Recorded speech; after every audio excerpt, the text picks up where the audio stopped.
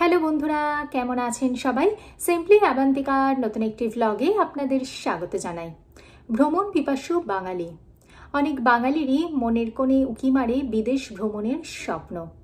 তাদের পছন্দের তালিকায় বিভিন্ন দেশের মতো প্রথমের সারিতেই চলে আসে আমেরিকা, কানাডা, ইউরোপের বিভিন্ন দেশের নাম বা অস্ট্রেলিয়া বা ধরুন দুবাই, মালয়েশিয়া, সিঙ্গাপুরের মতো বিভিন্ন দেশের নাম। এতদিন আমি আপনাদের সাথে শেয়ার করেছি আমেরিকার ভিজিট ভিসা কিভাবে অ্যাপ্লাই করতে হয়, তার জন্য কী কী ডকুমেন্টসের প্রয়োজন হয়ে থাকে। আজকে আমি আপনাদের সাথে শেয়ার করব কানাডার ভিজিট ভিসা অ্যাপ্লাই করার জন্য কী কী ডকুমেন্টসের প্রয়োজন হয়ে থাকে। তাই যারা পরবর্তীকালে কানাডার ভিজিট ভিসা অ্যাপ্লাই করবেন তাদের জন্যই আমার এই স্পেশাল ভিডিওটা।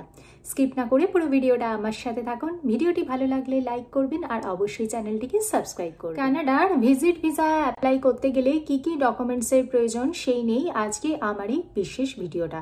প্রথমেই আসে ভ্যালিড পাসপোর্ট। আপনার একটি ভ্যালিড পাসপোর্ট হওয়া প্রয়োজন এবং সেই পাসপোর্টের ভ্যালিডিটি কমপক্ষে 6 মাস যেন থেকে থাকে এবং পাসপোর্টে মিনিমাম একটি যেন ব্ল্যাঙ্ক পেজ থেকে থাকে। এরপর আসছি আপনার ফিনান্সিয়াল ব্যাকগ্রাউন্ড।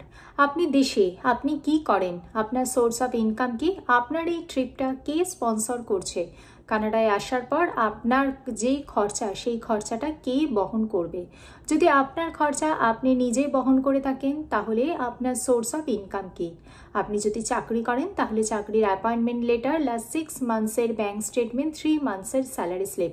যদি আপনি বিজনেস করে থাকেন তাহলে বিজনেসের যাবতীয় ডকুমেন্টস। যদি আপনার অন্যান্য কোনো সোর্স অফ ইনকাম থাকে তাহলে সেই সমস্ত ডকুমেন্টস কিন্তু আপনার প্রয়োজন হবে কানাডা ভিজিট ভিসা অ্যাপ্লাই করার জন্য। কানাডাতে আপনার যদি ক্লোজ কোনো রিলেটিভ বা ব্লাড রিলেশনের কোনো রিলেটিভ যদি থেকে থাকেন তাহলে চেষ্টা করবেন তার থেকে ইনভিটেশন লেটার কালেক্ট করার। তার পাশাপাশি তিনি কোন ভিসাতে রয়েছেন, তিনি কোথায় জব করেন, তার ভিসা স্টেটাস, এই সমস্ত কিছু ইনফরমেশন কিন্তু আপনাকে কালেক্ট করে রাখতে হবে। এরপরে আসি দেশের প্রতি আপনার কিরকম বন্ডিং। আজকে আপনার দেশেতে আপনার যদি রিলেটিভস থাকে, যদি ফ্রেন্ড সার্কেল থাকে তাহলে কিন্তু সেটা আপনাকে প্রুফ করতে হতে পারে দেশের প্রতি আপনার বন্ডিং কিরকম। নাকি আজকে আপনি ভিজিট ভিসা নিয়ে কানাডার মতো দেশে যাচ্ছেন এবং সেখানেই পার্মানেন্টলি থেকে যাবেন, আপনার দেশে ফেরত আসার চান্সেস কতটা সেটাই কিন্তু দেখার বিচার্য বিষয়। তাই আপনার দেশের প্রতি বন্ডিং কিরকম সেটাও কিন্তু আপনাকে মাথায় রাখতে হবে। আপনার ট্রাভেল হিস্ট্রি কি আছে?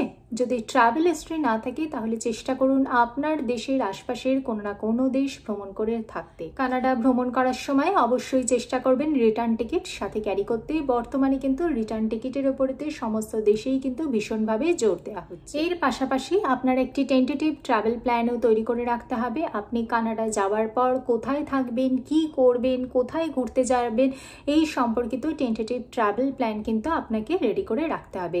এর পাশাপাশি আপনার কিন্তু কোনো ক্রিমিনাল রেকর্ডস থাকা চলবে না এবং আপনাকে কিন্তু মেডিকেলি ফিট থাকতে হবে। কানাডার ভিজিট ভিসা ইস্যুতে সাধারণত 28 দিন থেকে 100 দিন পর্যন্ত সময় লাগতে পারে, তবে এটি ডিপেন্ড করছে আপনি কোন সময় অ্যাপ্লাই করছেন। সাধারণত সামার ভ্যাকেশন এবং ফেস্টিভ সিজনে কিন্তু এই ওয়েটিং টাইমটা কিন্তু ভীষণভাবে ভ্যারি করে থাকে। কানাডা যাওয়ার জন্য আপনি অবশ্যই প্রিপেয়ার থাকবেন যদি আপনার সমস্ত ডকুমেন্টসগুলো একদমই ঠিক থাকে। এই ভিডিওর মাধ্যমে কানাডার ভিজিট ভিসার ডকুমেন্ট সংক্রান্ত ছোট ছোট কিছু টিপস আপনাদের সাথে শেয়ার করলাম। ভিডিওটি ভালো লাগলে লাইক করবেন, চ্যানেলটিকে সাবস্ক্রাইব করবেন। দেখা হচ্ছে পরবর্তী ভিডিওতে। ভালো থাকবেন, সুস্থ থাকবেন। নমস্কার।